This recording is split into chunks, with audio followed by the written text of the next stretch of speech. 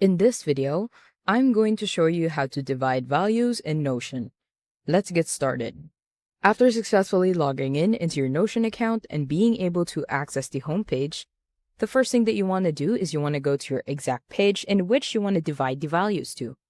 To do that, you want to go to the navigation panel on the left-hand side, and either under Private or Team Spaces, you want to go ahead to this specific page. In my page here, I actually created the expenses that I have for the month. Now, let's say the gaming laptop, the rent, and the electricity bill, I want to save them all up again, but I want to do it in, let's say, every week. And to be able to do that, I want to divide how much should I save per week to achieve $1,000.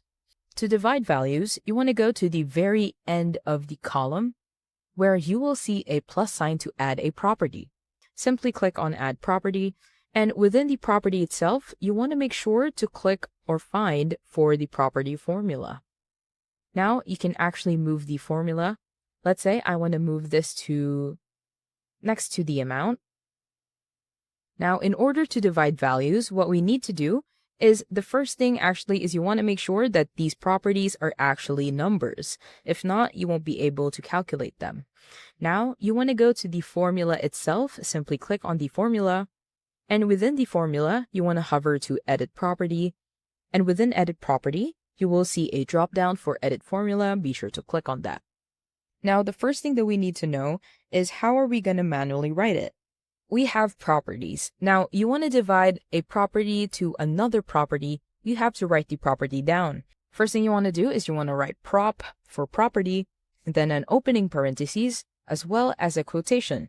Now, what you want to do in a quotation is you want to write the actual property name itself, let's say amount, quotation again, and then a closing parentheses, and it will actually show as a block itself.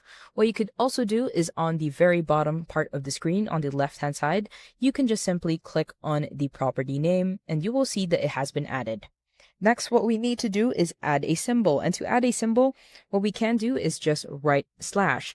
Slash is divided by in symbols, so you want to click on slash here, or what you can also do is type it. Now, you want to divide amount to a specific property also. As you can see, we have divided them. To see that, you want to go to the right-hand side on the top bar, click on Done. And as you can see in here, these are the amounts that I need to save within a week. And that's about it.